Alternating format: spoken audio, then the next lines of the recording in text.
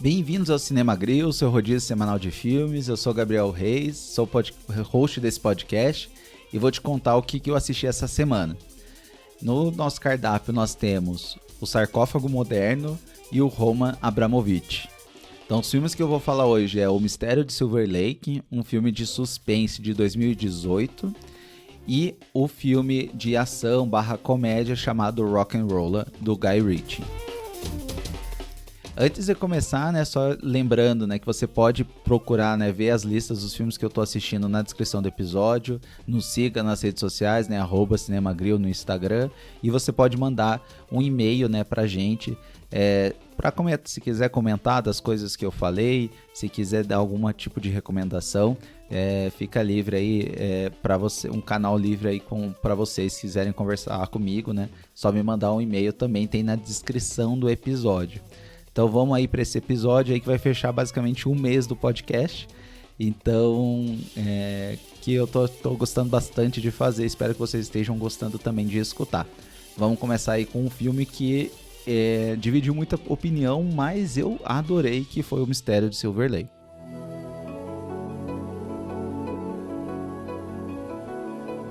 And rebelling, you were rebelling to my music. Uh-oh, that's one you know. That song was not written on distorted guitar. No, I wrote it here on piano somewhere between a blowjob and an omelet. There is no rebellion. There's only me earning a paycheck.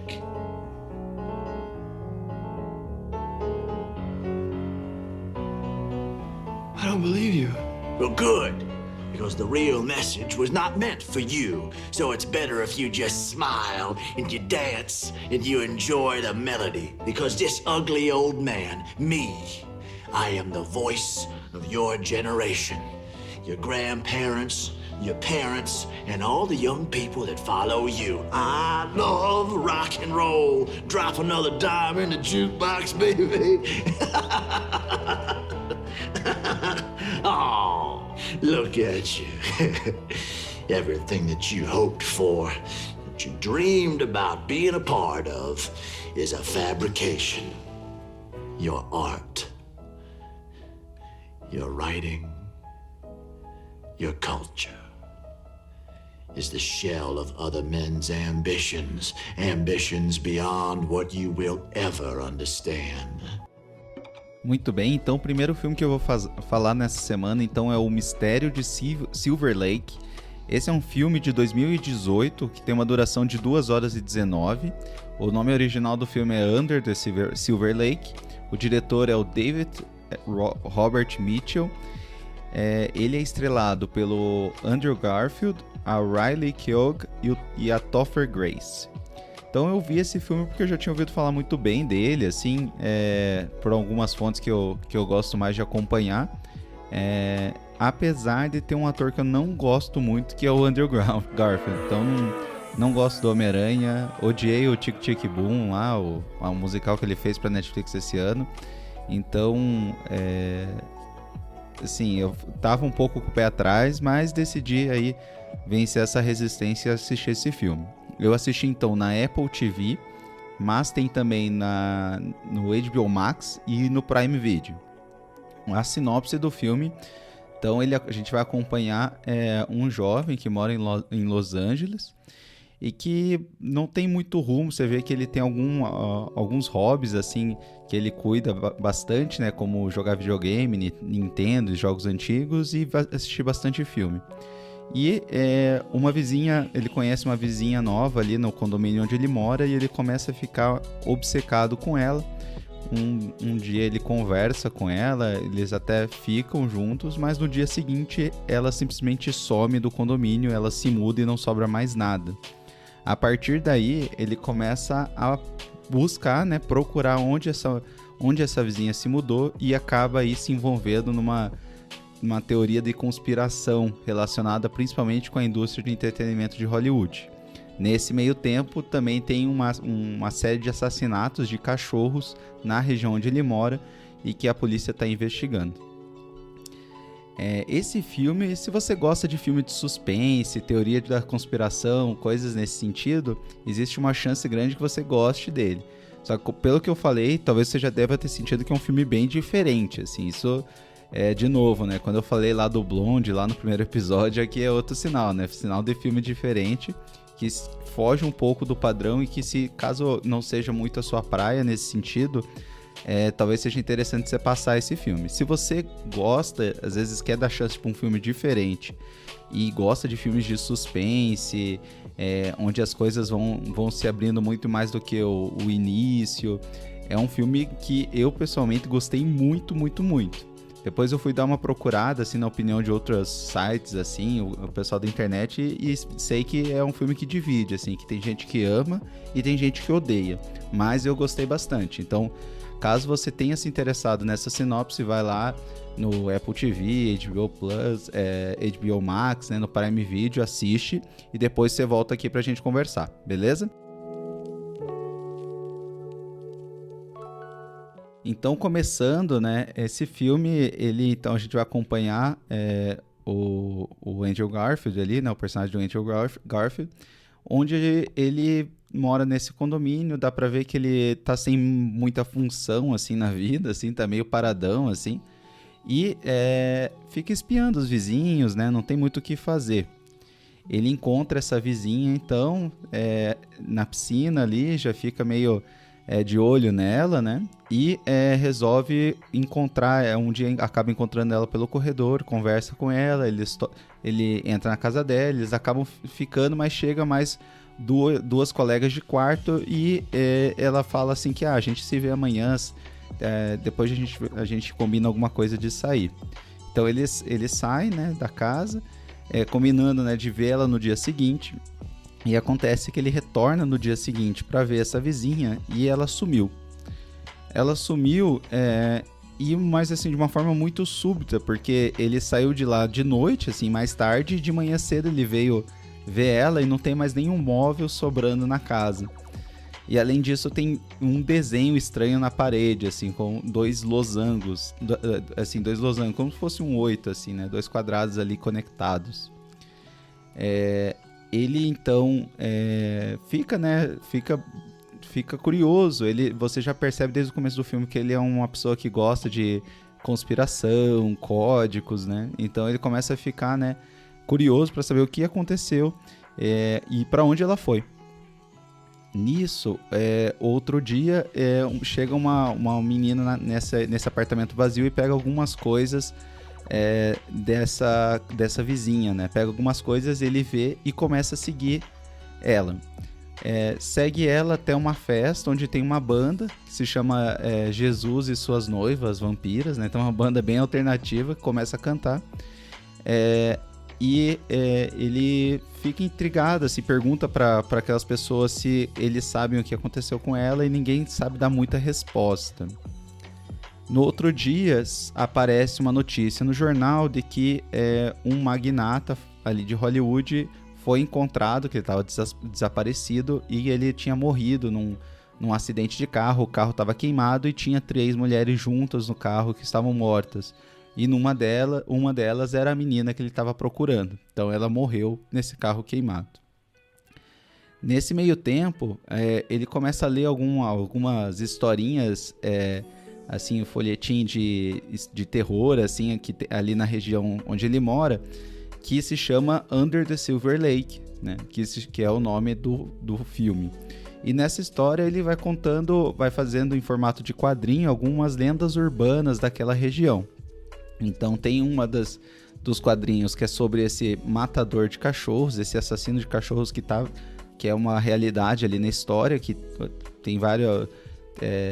Estão acontecendo várias mortes, né, desses pets aí, desses animais de estimação ali naquela região, e ninguém sabe o porquê e pra que tá matando. Então ele faz um desenho assim, criando uma história assim, né, meio que fantasiando essa espécie assim de esse crime, né, que tá acontecendo ali. E também uma lenda urbana de uma mulher chamada Coruja, que entra na casa das pessoas, dos homens, e mata eles enquanto ele está dormindo, né? Então ele começa a ficar bem ligado nesse tipo de história e ele resolve encontrar esse escritor. Esse escritor, ele é como se fosse a versão do personagem principal, só que muito aumentada no sentido dele criar teorias da conspiração com Hollywood, com tudo que está acontecendo em volta. Então a casa dele é super estranha e tem várias máscaras nas paredes, que são máscaras de gesso de pessoas importantes de Hollywood, né? Atores importantes, né? Pessoas relacionadas à indústria do cinema e da música que foram importantes em Hollywood. E, além disso, né, ele tem câmeras por toda a casa, ele é um cara bem estranho. Ele conversa, né, com o personagem e comenta que existe algum segredo em Hollywood que não foi desvendado e por alguma coisa grande que está acontecendo, e que o mapa do segredo está numa caixa de cereal muito antiga lá que ele tem, que ele guarda como colecionador. Então o personagem principal fica meio assustado, vai embora e vai numa festa daquela banda que ele tinha conhecido naquele dia que ele resolveu seguir as amigas da vizinha, né, que acabou sendo morta no acidente. E nessa festa ele descobre que existe uma lenda que a banda coloca mensagens subliminares nas suas músicas, né? E que às vezes alguma delas podia estar relacionada com essa vizinha sobre tudo o que aconteceu, porque as circunstâncias foram muito estranhas. Então ele compra um CD e ele como se fosse aqueles programas antigos dos anos 90, coloca o CD para tocar em reverso, né? E começa a tirar um código e realmente encontrar uma mensagem subliminar da banda na música. E essa mensagem subliminar, ela levou ele para uma região de Los Angeles, onde ele encontra o que se denomina o Rei do Sem Teto, que é um cara totalmente largado ali, com uma coroa, um personagem bem estranho, assim.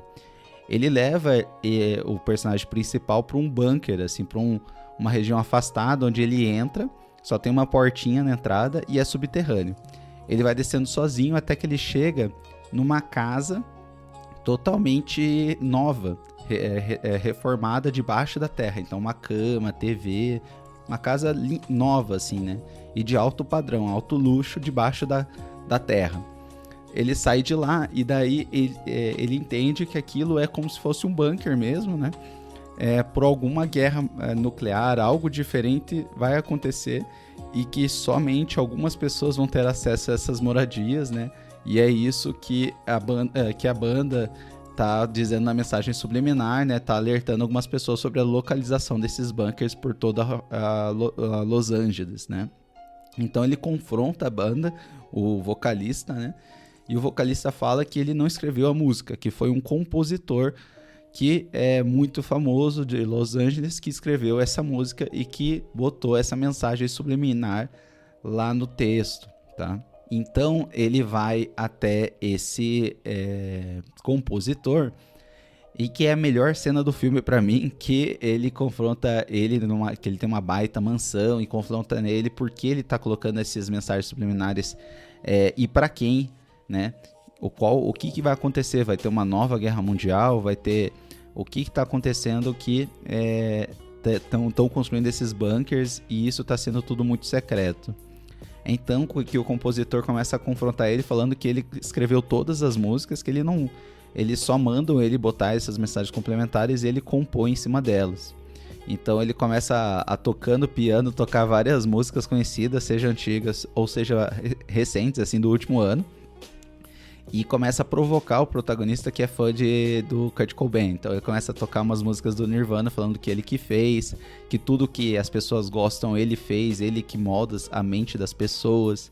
E começa a irritar o protagonista, né? Tirar sarro dele, que ele acha que é o rebelde, que ele acha que é o antissistema, quando tudo que ele fez e tudo que ele gosta foi criado, foi elaborado por ele.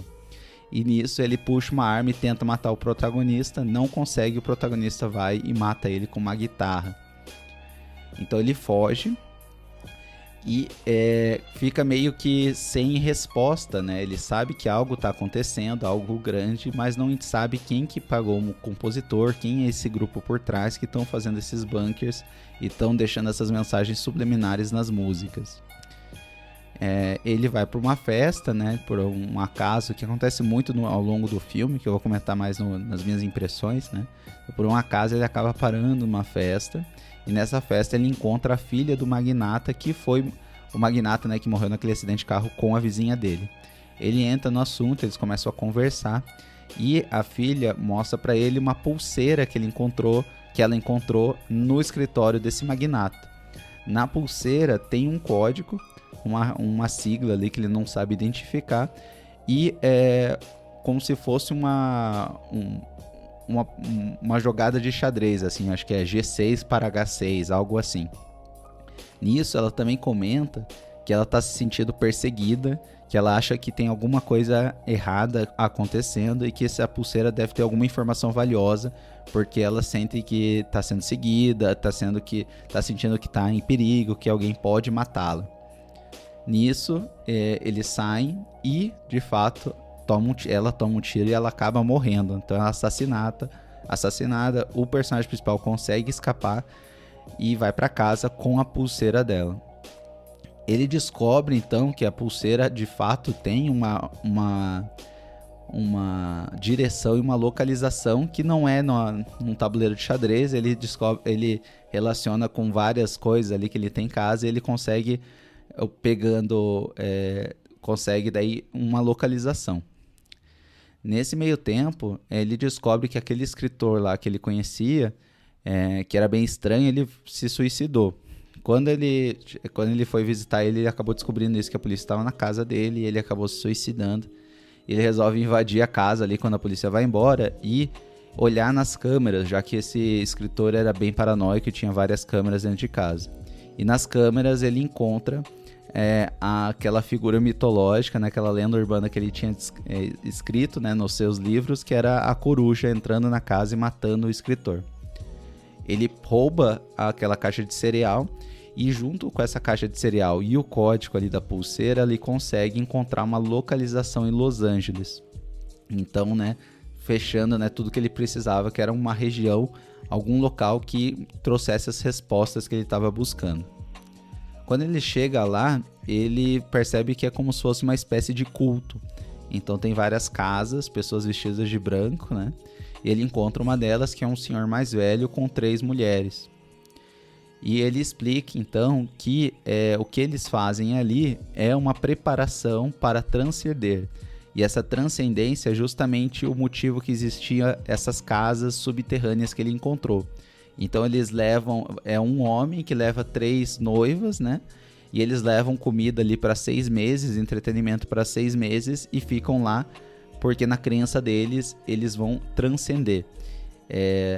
E a inspiração para isso que eles comentam é que isso é feito há muitos anos, inclusive pelos faraós, né, que na visão deles iam espontaneamente, né, para as tumbas, levavam os seus servos, né, e transcendiam para uma outra dimensão. Então o que o culto acredita é que eles conseguem, com essa ação, eles conseguem daí transcender, porque eles são os reis da sociedade atual. Então, dando a dizer, né, que todos que participam daquele culto são pessoas extremamente ricas, relacionadas à produção cultural, financeira ali dos Estados Unidos, né? Então, as pessoas do mais alto calibre ali, de importância naquela sociedade. Então, ele comenta que eles querem ir embora como reis, como os faraós, e daí por isso que existem esses bunkers, que não é uma guerra mundial, e sim são moradias que eles criam. E que, no final, aquele magnata, de fato, ele não morreu. O que aconteceu foi que eles criaram a morte dele, né? E ele, junto com as suas 3 noivas, foram para um bunker. E ele descobre, então, que a vizinha dele era uma das noivas, né, desse magnata, e que ela não morreu, e ela está numa dessas casas subterrâneas. É quando ele decide, então, querer falar com ela, né? E eles conseguem, porque nesses bunkers subterrâneos eles têm telefone que só aceita chamada, só recebe chamada, não consegue efetuar a chamada. Então ele liga para ela e conversa com ela. Então, finalmente, no final do filme, ele encontra ela através de vídeo ali, né? Vê ela. Ela fala que tá tudo bem. Mas começa a mostrar sinais de que tá arrependida, né? Que ela pergunta pra ele se foi uma boa decisão ir pra debaixo da terra com esse magnata.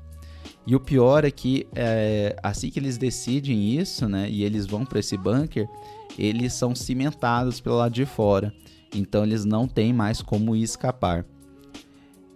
Por fim, eles então se despedem, né? E ele volta pra casa.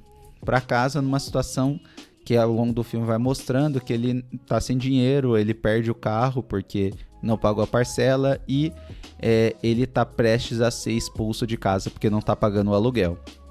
Ele resolve então ir numa outra vizinha que mora ali perto dele, conversa com ela e fica ali com ela. Nisso ele olha para a própria casa e a casa tá sendo, né, invadida ali pela polícia para despejar ele. E o filme acaba dessa maneira.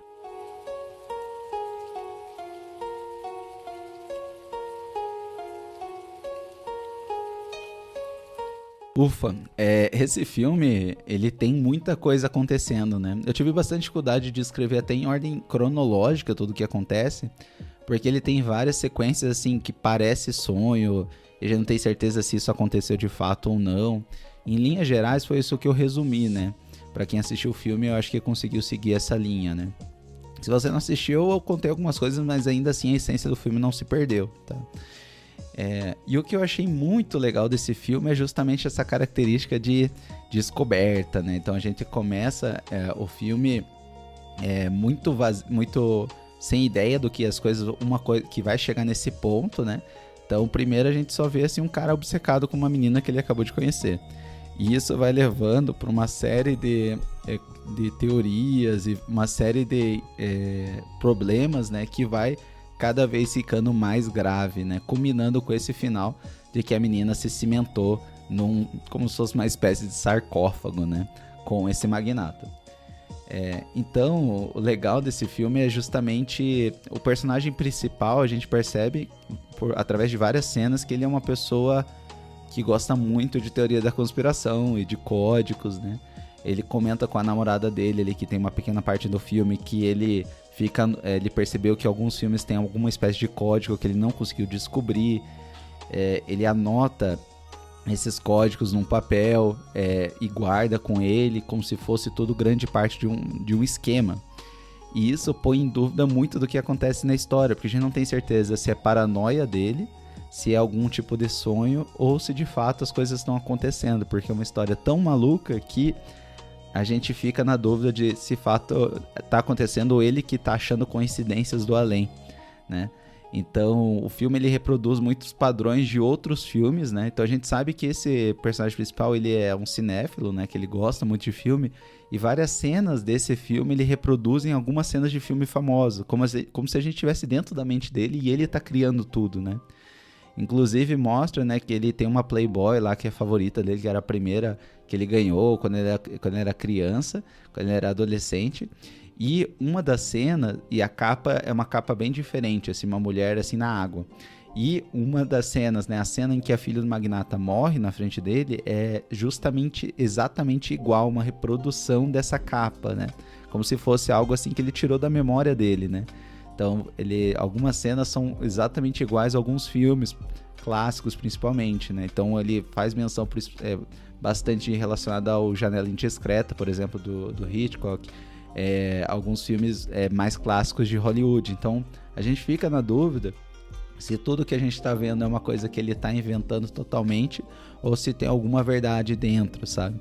Isso é muito legal, porque ele, em nenhum momento ele quebra com essa ambiguidade. Então até o final a gente é levado, né, a entender que alguma coisa ali deve estar errada, algo deve estar acontecendo, mas no final a gente fica até na dúvida se ele simplesmente não está fantasiando tudo isso, né? Alguns detalhes chamam a atenção e eu fico na dúvida se as coisas são reais ou não, né? Por exemplo, num filme todo ele encontra várias mulheres, né? E todas gostam muito dele, vão pra cama com ele. Então parece aquela coisa assim meio fantasiosa, como se ele fosse um cara muito vaidoso e na mente dele era um galã, irresistível, né? Então esse tipo de coisa assim me chamam muita atenção se isso acontece ou não. E além disso, ele toca, apesar de ter essa questão que a gente não sabe se é real ou não, ele ainda toca em coisas muito reais no nosso dia a dia, né? Dessa questão de... principalmente a cena com o pianista ali, o compositor de tudo, né? E que ele comenta, né, que existem mensagens subliminares em tudo que a gente assiste e que ele, um grande grupo e um grupo seleto de pessoas definem o que o resto da população vai consumir em entretenimento e que eles moldam o comportamento da sociedade, né? E pensando bem, boa parte das coisas que a gente assiste é oferecido pra gente, né? Se alguém quiser criar alguma coisa, vai depender de outras e vai depender de um filtro, né? Se uma banda quer criar música, ela vai depender de uma gravadora, de um contrato, de uma plataforma. Então, muito do que a gente assiste e consome, infelizmente passa, felizmente ou infelizmente, né? Não sei, passa por algum filtro de algum lugar, né? E o filme comenta bem nisso, né? De que muitas vezes a gente sente que, não... eu tenho, meu gosto é diferente, eu gosto disso, de aquilo. Como é o personagem, que ele é muito vaidoso das coisas que ele gosta, né? E no final ele se sente muito ofendido porque ele descobre que, na verdade, tudo foi vendido pra ele. Não necessariamente é algo que ele escolheu por conta própria. Então esse toque que ele dá, né, em relação as coisas que a gente consome, apesar de ser uma história, né, que a gente não sabe se é fantasiosa ou não, muito dela faz a gente pensar nesse sentido, né? E além disso, muitas coisas ficam em aberto, né? E que deixa a gente, a nossa mente, viajar, assim como o personagem principal viajou, né? Então a gente, a todo momento, as pessoas em volta perguntam como que tá o trabalho dele, e ele fala que tá tudo bem. Só que a gente fica na dúvida se ele tá desempregado ou não, porque ele tá muito largado, não tem dinheiro pra nada, então a gente não sabe o que aconteceu em relação a isso. Outra coisa que parece muito real, né? E não só um desenho, é esse assassino de cachorros, que ele tem várias menções dele ao longo do filme todo e a gente não descobre quem que ele é.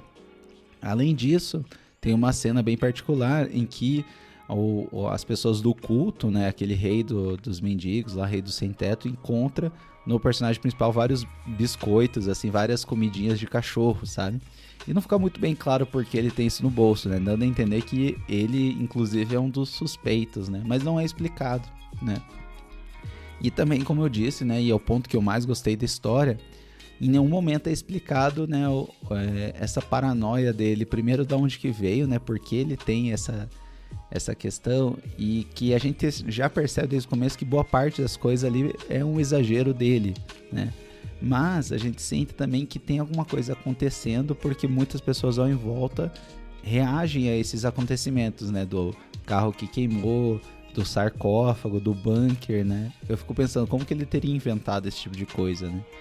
Então, é uma coisa bem interessante que no final você pode ir pelo lado mais cético, né? E dizer que ele simplesmente está viajando, né? E que ele não perdeu a noção da realidade. Ou você pode ir pelo lado mais de teoria da conspiração, de que é uma coisa tão doida, tão maluca, né? Que ele foi atrás e acabou encontrando, mas que ninguém vai acreditar nele. Vai falar que ele está viajando, que é uma ilusão tudo que ele encontrou e descobriu, né? Então é um filme muito ambíguo e que eu gostei muito nesse sentido, né? As dicas, tudo que ele encontra se encaixam muito, muito perfeitamente. Ele encontra as pessoas no horário exato. Então é uma coisa que ele brinca muito até com essa questão de detetive, né? Que tem esses filmes de detetive que as coisas se encaixam muito perfeitamente, né? O raciocínio, tudo, né? E nesse caso ele usa isso como se a favor para a gente se atentar que talvez nada disso esteja acontecendo. Então isso que eu achei bem legal e que eu acho que eles foram muito bem nesse filme. Além disso, até mesmo esse conceito mais teórico de uma história mesmo, sabe? No sentido de que ele começa com alguns detalhes pequenos que a gente vai conhecendo o personagem, começa, né, principalmente com o sumiço dessa vizinha, e o filme vai tomando uma proporção muito grande ao longo dele, né, com cada vez mais apostas, assim, mais decisões acontecendo, né, chegando no final, né, que ele tá arriscando a própria vida ali para descobrir o que aconteceu, e a gente acaba sendo recompensado, né, esse ponto não ter deixado aberto foi legal também, de que ele encontrou a menina, né, o que na minha cabeça eu fico pensando que ele não teria tido uma ilusão com isso, né? E a menina tem um destino muito trágico, né? Muito, né, triste na minha visão. E ela termina, né, falando, quando eles terminam essa conversa, né, no telefone, né, quando ela já tá no bunker, que ela já tá lá e o que resta é aproveitar a vida dela, né? E isso parece que tem um efeito no personagem principal, né? Porque a gente percebe que ele tá jogando a vida dele fora, né? Perdeu a casa, perdeu o carro, se entrou nessa questão de investigação, né? Usou toda a energia dele para esse tipo de coisa, né? E essa fantasia que ele criou com essa menina que ele conheceu uma vez, né? E a vida dele tá acontecendo e tá passando, né? Então, dando essa impressão que talvez isso possa ajudar ele a seguir em frente e parar, né, de ficar tão fixado, né, com o filme, com teoria da conspiração e tão obcecado com ela, né? Então, esse final também achei legal, que deixou aberto, né? Será que tudo aconteceu? Se aconteceu, será que é relevante ele continuar nisso? É melhor seguir a vida dele, né? Então, tudo isso foi bem legal. Esse filme, ele me lembrou dois extremos, assim, desses filmes de investigação e teoria da conspiração. Me lembrou um clássico, né, que é o Chinatown, né, do Polanski, né, que é um filme com o Jack Nicholson, né, e com a Faye Dunaway, que é um filme que eu adoro, que é muito, muito bom, que é aquele mais clássico de detetive, né. Então, se você gosta desse filme de detetive, de suspense e não viu o Chinatown ainda, é um dos filmes mais legais que tem. E o outro, né, indo por mais o parte assim, mais de ilusão, de teoria da conspiração, mas assim, a gente não tem certeza o que acontece e o que não acontece, que é o Videodrome, que é um filme de terror do Cronenberg, né, que inclusive é um dos meus diretores favoritos, assim, né. E esse filme, o Chinatown, ele envolve mais assim, questão de política, começa assim, ele é um detetive particular e ele vai atrás de um assassinato e acaba descobrindo muito além do que ele deveria descobrir, que tem um formato bem parecido com esse filme, né?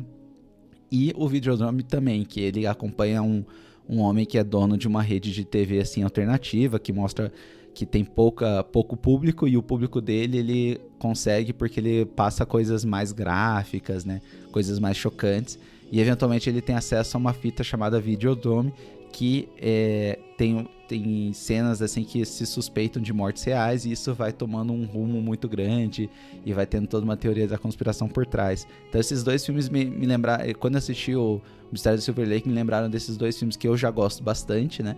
E que são filmes de suspense, na minha visão, muito bons, assim, né? Que você começa como assim, ser um pequeno pedaço vai levar por uma história muito maior, e até assim que sobrecarrega o personagem principal, né? Porque é um grande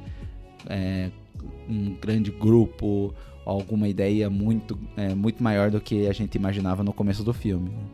E é o tipo de filme que às vezes você assiste mais de uma vez, vai perder muito impacto na segunda vez, né? Porque a graça é você simplesmente não saber como acaba, né? Mas ainda assim ele cria esse formato de história que vai se abrindo e se expandindo exponencialmente ao longo do tempo, que é muito legal. Então eu gostei bastante do filme. Entendo algumas pessoas que não gostaram, no sentido de que ele pode gerar confusão, a gente não sabe às vezes exatamente o que está acontecendo, e ele acaba até meio que num anticlímax, que ele vai para casa, vai lá pra vizinha e depois é despejado de casa, assim, né? Como se, a vida retornou pra ele, né?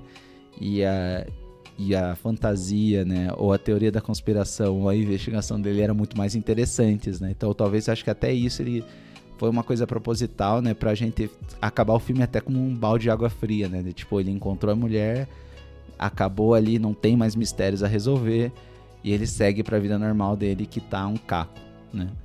Então eu gostei bastante, me surpreendeu bastante a atuação do Andrew, né? Que é um ator que eu não gosto, mas achei que ele foi muito bem, sabe? Talvez eu vou começar a perder o preconceito com ele. E achei que ele foi muito bem, assim, com os nuances, assim, e representando um personagem difícil, né? Que é um personagem paranoico, vaidoso, né? E que conduz toda a história. A gente vê a história através dos olhos dele. Então tem que ser um personagem meio ambíguo. A gente percebe que ele tem alguns picos de agressividade, que daí o filme fica bem visual, que chama atenção também, né? Que é um filme, ele não mostra muito sangue, mas as 2, 3 cenas são bem pesadas, assim, né? Que envolve, assim, cachorro morto, ou ele matando lá o compositor com uma guitarra. É bem interessante, assim, as escolhas visuais do filme. Então, visualmente também o filme é muito legal nesse sentido, assim, que tem bastante câmera parada, zoom, imagem sobreposta. E a trilha sonora também, para não esquecer, né? Também foi muito legal, que bastante música, assim, de suspense o filme todo. Ele não tá fazendo, assim, nada em especial, mas ainda tem uma música de fundo ali que te deixa um pouco mais tenso, te deixa mais... Então, acho que deixa você bem no clima do filme, você se sente muito imerso na história. Então, no final, assim, eu adorei, achei um excelente filme. E espero que a gente veja mais coisas desse diretor. Eu vi que ele tem um filme de terror também que é bem famoso, chama It Follows, que eu não assisti. Quem sabe eu assista aí, eu fiquei bem intrigado aí com esse diretor. E espero que eu veja mais coisas dele aí, né? O diretor é o David Robert Mitchell. E esse é, pelo que eu entendi ali, o segundo filme dele. Tem um cara que eu acho que tem um futuro aí bem grande, né? Se ele manter esse tipo de estilo, né? Um estilo próprio, né? Sem se desculpar com ninguém. E esse é o filme. E tem gente que vai gostar, tem gente que não vai gostar, né? Eu fiz parte do segundo grupo e adorei esse filme aqui.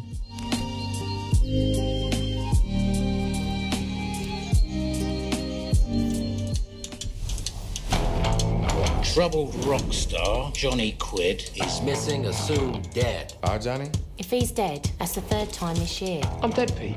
Dead people don't like company. Who's got that painting? One name. Johnny Quid! How can a dead man sell you a painting? That's a nice painting, Yuri. Take it for a while. Maybe it will give you luck. Pete, where's the painting? Archie, I've been robbed. That's his favorite painting. His lucky painting. The area covers 12 acres, and it will become one of London's premier residences. Times are changing. They ain't no respecters of the old school. What's it going to cost me? 7 million euros. 7 million euros. 7 million. A little bit heavier than it looks on a calculator, isn't it? Mm-hmm.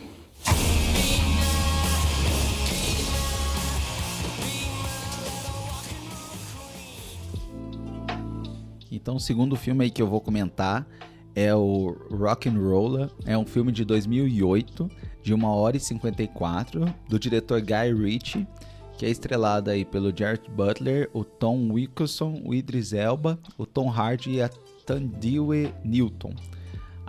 O título em português é Rock'n'Roller, a quadrilha. Não sei por que esse a quadrilha, né? A gente faz muito isso com os títulos, é muito bobo, né? Mas enfim, esse filme eu vi porque eu gosto bastante desse diretor, o Guy Ritchie. Talvez você tenha assistido algumas coisas dele. Ele fez aquele Sherlock Holmes com Robert Downey Jr.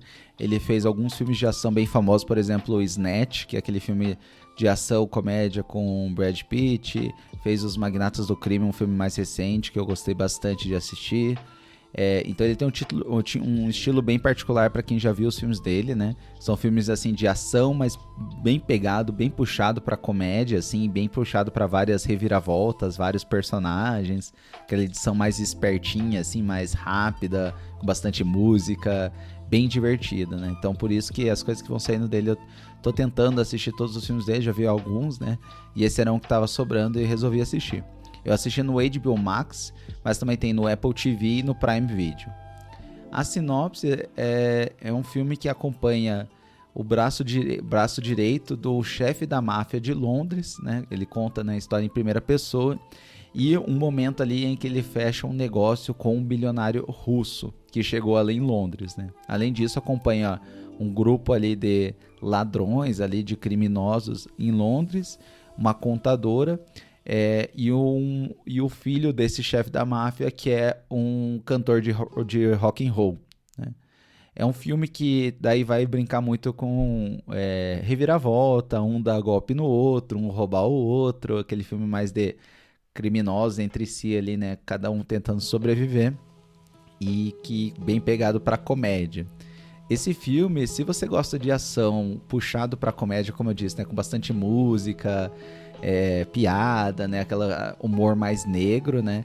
E se você viu, por exemplo, esses filmes que eu comentei, né? Snatch, você viu 7 Psicopatas e um Shih Tzu, por exemplo, Na Mira do Chefe, coisas assim mais estilo assim, até Quentin Tarantino, essas coisas assim mais de entretenimento, bastante música, bem divertida, é uma boa opção, assim, né? Os filmes dele, de forma geral, e esse também.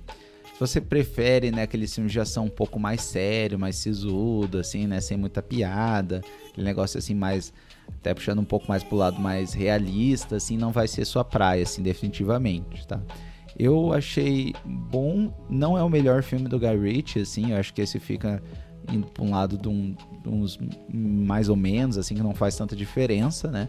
Mas se você é fã do Guy Ritchie, assiste as outras coisas que eu comentei, né, por exemplo, Sherlock, Holmes e do Robert Downey Jr. e gostou, né, do estilo, pode ser um filme que vai te agradar. Então agora, caso você se interesse, vá lá assistir, e eu vou começar a contar um pouco mais de como que é esse filme aí de ação do Guy Ritchie. Então esse filme ele vai acompanhar o braço direito, né, do chefe da máfia ali, né, o dono de boa parte de Londres, né, que tem vários negócios ali, né, meio duvidosos. E é bem num ponto específico em que chega um novo bilionário russo naquela cidade de Londres que tem o plano de montar um estádio de futebol e que ele precisa de algumas licenças, permissões ali que em teoria ele não poderia ter, né, que era coisas ilegais ali relacionadas ao zoneamento da cidade. Só que esse dono da máfia, ele consegue tudo que ele quer, né? Então eles fazem um acordo de que o bilionário vai dar 7 milhões para ele vai conseguir aí organizar essa parte para ele poder fazer a construção que ele quer. Além disso, ele deixa isso tudo contado, né, na visão do braço direito da máfia, né? Ele deixa esse quadro com o chefe da máfia, o bilionário russo dá o quadro dele, um quadro que ele considera o quadro da sorte para esse bilionário russo, né, para eles ficarem enquanto a transação não se acaba. O que acontece então nesse meio termo é que os dois, tanto o bilionário russo, né, quanto o chefe da máfia, começam a sofrer algumas reveses, né, o que começa a atrapalhar e complicar toda a situação. Por parte do bilionário russo, ele tem uma contadora, né, que é definida ali como uma contadora muito hábil e que é muito boa, consegue limpar o dinheiro, né? Consegue ajudar bastante esse bilionário russo. E daí ela recebe a função, né, de tirar esses 7 milhões, organizar esses 7 milhões. Só que por outro lado, o que ela faz é que ela dá uma dica, né, para um grupo de criminosos que são encabeçados ali pelo Gerard Butler e pelo Tom Hardy, para eles roubarem esses 7 milhões. E eles acabam roubando os 7 milhões, porque não tinha nem proteção ali, era uma coisa que era bem por baixo dos panos, e ele acaba roubando de uma forma bem tranquila. Já do lado do chefe da máfia de Londres, o quadro dele o quadro que estava emprestado e estava na casa dele e é roubado, né, roubado por alguém, e ele não pode deixar, né, esse russo, né, esse bilionário russo, né, esse mafioso russo saber que roubaram o quadro favorito dele. E o que se descobre é que no final quem roubou o quadro desse chefe da máfia foi esse filho dele relegado, né? Mais um enteado, que é um cantor de rock famoso e que é usuário de várias drogas e tinha até sido dado como morto, né? Então, por um lado, eles vão atrás desse enteado, né? Que tá em algum lugar, não sabe se onde, que é um cara totalmente maluco. E, por outro lado, os russos tentando descobrir quem que roubou eles, né? E entre eles, né, o chefe da máfia esperando o dinheiro dele para poder fazer o trabalho com as licenças. Então o russo entra em contato de novo com a contadora e a contadora é para pegar mais 7 milhões, só que dessa vez vai deixar ali os seguranças dele para garantir que ele não vai ser roubado. E a contadora, aqui num ato de total ambição, de novo dá a dica ali, né, para o grupo de criminosos para roubar novamente os 7 milhões do russo. Acontece que dessa vez, eles conseguem roubar de novo, mas eles saem muito machucados, né? E eles os russos conseguem ter essa identidade aí desse grupo de ladrões, né? Pelo lado lá do quadro, esse cantor de rock, ele é um cara totalmente perdido, né? E ele anda com várias companhias estranhas. E uma delas acaba roubando esse quadro e vendendo por uma ninharia para esse grupo de criminosos por pura coincidência. E no final, né, a contadora começa a se relacionar com o Gerard Butler e ele dá o quadro para a contadora, que a contadora não fazia ideia que esse quadro era do chefe dela, o russo, que tá agora furioso atrás desse quadro porque ele não consegue nem sacar o dinheiro dele pede o quadro pro dono da máfia. O dono da máfia fica cheio de desculpas. Chega um momento de ruptura em que o bilionário russo então bate no chefe da máfia, lá deixa ele aleijado e cobra que se ele não der o quadro dele, ele vai morrer.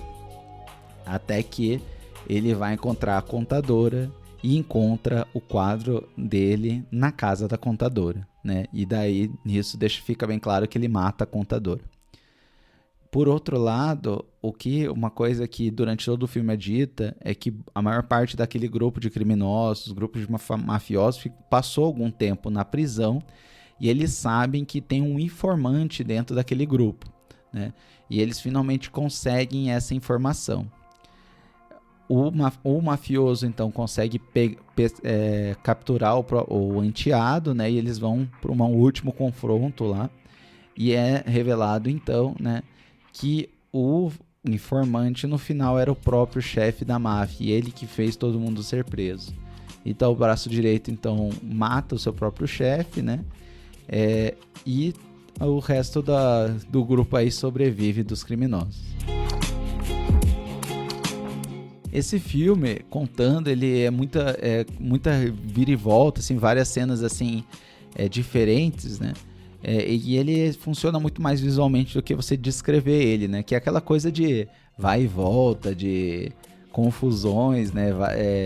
É bem estilo do Guy Ritchie, né? Nesse sentido de vários personagens, vários conflitos entre eles, né?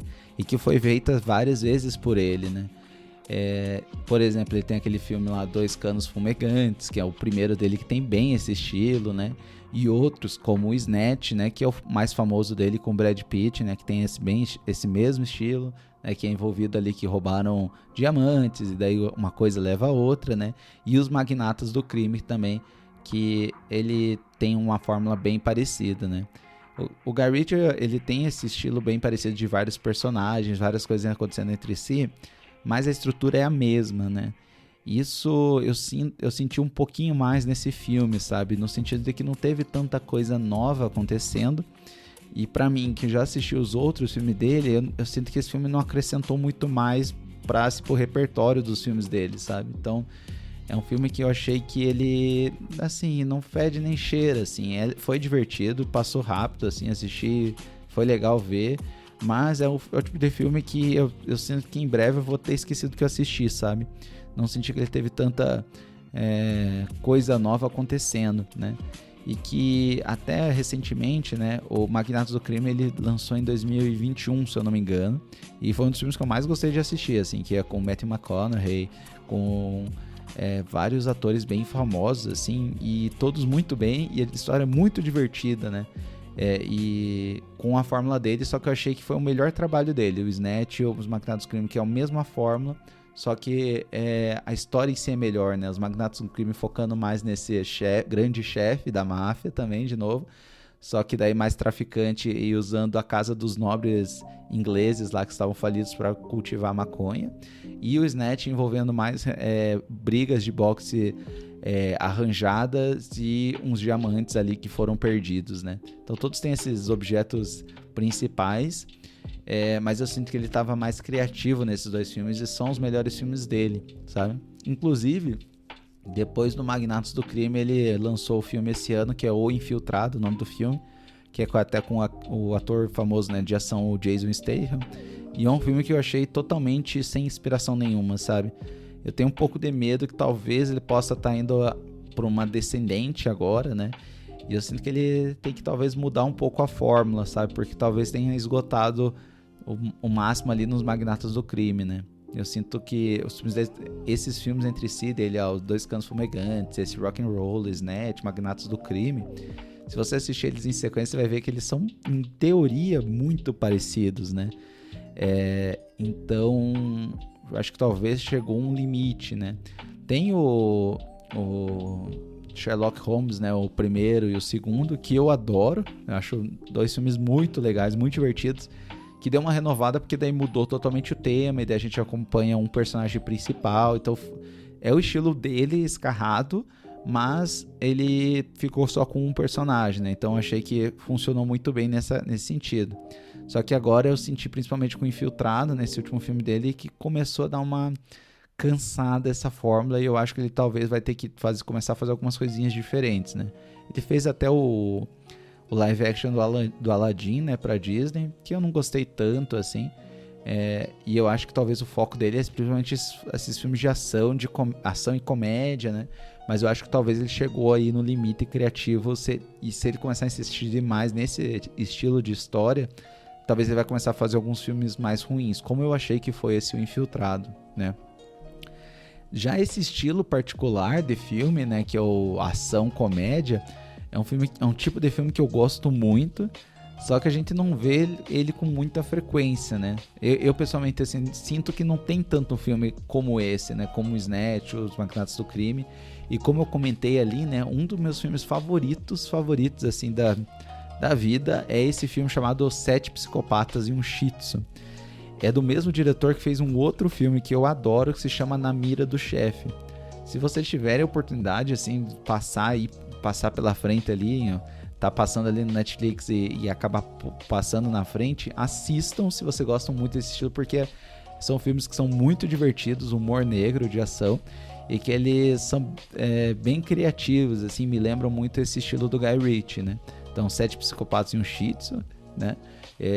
Que basicamente a história é de um escritor que quer fazer um filme de Hollywood, e o filme, ele resolve fazer um filme sobre 7 psicopatas, só que nisso começa uma baita confusão lá, porque ele também tinha um trabalho por fora, que ele roubava cachorros e depois pegava o valor do resgate, né? Então é um filme bem divertido, assim, de humor negro, que eu adoro, já vi 1 trilhão de vezes.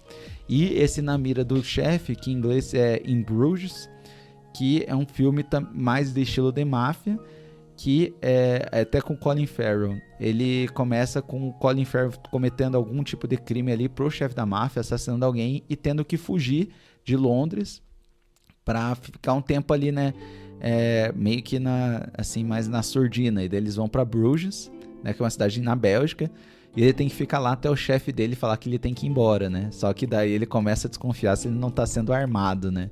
E é um baita filme super divertido. Então, e esse cara fez só esses 2 filmes, assim, que eu saiba. Então não é um estilo de filme muito fácil de achar. E eu espero que tenha mais pessoas fazendo coisas nesse sentido, né? E o Guy Ritchie acho que é a voz principal nesse tipo de filme, né? Esse filme mais ação, divertido, humor negro, né? Espero que eu veja mais coisas dele. E só com esse detalhe, né? Que eu acho que talvez a fórmula que ele usa deu uma envelhecida, né? E se eu pudesse escolher, eu ia gostar muito de ver um Sherlock Holmes 3, assim, né? Eu não gosto tanto de muitas sequências, mas eu, pessoalmente, gosto muito do Sherlock Holmes 1 e do 2, né? Que é o Jogo das Sombras. Acho 2 filmes muito legais, muito divertidos. O estilo, né, do Robert Downey Jr. encaixou muito bem com o estilo do Guy Ritchie, né? Então, queria muito ver um terceiro filme, assim, pra fechar uma trilogia desse Sherlock Holmes. Não sei se a gente vai ver, até porque já passou muito tempo desde o último, né? E ele meio que se fecha muito bem entre si, né? Então ele não dá muito espaço. O primeiro ele dava um espaço que daí seria o Moriarty, né? Que é o vilão do segundo filme. E nesse segundo ele não tem, infelizmente. Mas é um cara que eu gosto muito, Guy Ritchie. E esse também é outro diretor que eu comentei, que fez 7 Psicopatas e um Shih Tzu, e Na Mira do Chefe, também é um cara que eu acho muito legal nesse subgênero, assim, bem específico de humor negro, ação, ali, que eu tenho a impressão que a gente não vê muito frequente esse estilo de filme. Então, Guy Ritchie, esse filme é legalzinho, mas se você não viu o Snatch, ou em português é o Snatch, Porcos e Diamantes, né? Sempre tem que ter um subtítulo, né? E Os Magnatas do Crime, vejam esses 2 filmes que são os melhores dele. E se você não gostou desses, daí nem adianta ver o resto, porque esses são definitivamente os melhores filmes dele. Beleza?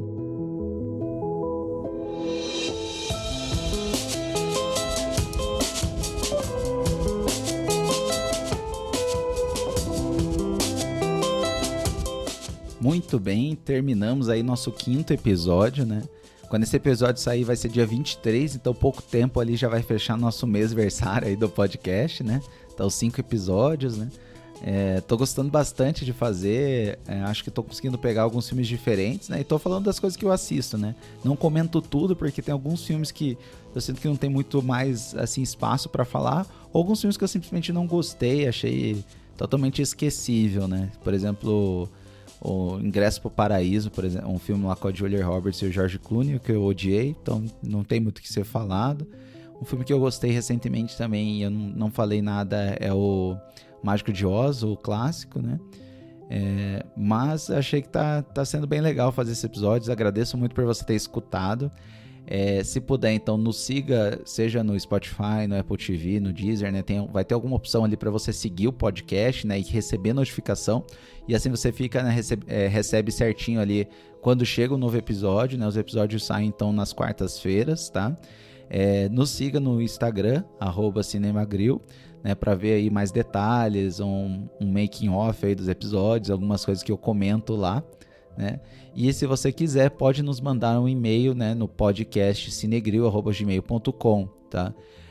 Os links até dos filmes que eu falei e dessas pitadas a mais de filmes que eu gosto bastante, que eu comentei, né, que nesse caso foram o Chinatown, Videodrome, Os 7 Psicopatas e um Shih Tzu e Na Mira do Chefe, eu vou colocar na descrição do episódio, então você pode ver ali, clicar e ir atrás para assistir esses filmes, né, que eu gosto muito, muito, muito, muito, especialmente por mais estranho que seja o nome, né, quando você tá escutando você vai falar, putz, 7 Psicopatas e um Shih Tzu, só o nome do filme, né, e o nome em inglês é assim mesmo, tá, não é tradução.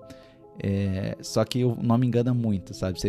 Esse filme eu acho muito legal, muito divertido, tem atores assim muito bons também.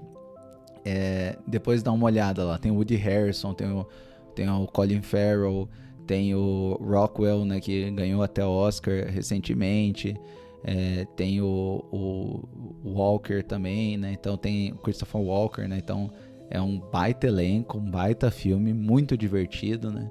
De comédia, de humor assim, né, negro, assim, e ação, assim, né, se é tua praia, esse filme é muito legal. Você pode encontrar, então, esses filmes, essas descrições aí na descrição do episódio, e compartilhe com seus amigos, com a sua família, né, se você gostou, né, e obrigado, um grande abraço e até a próxima semana.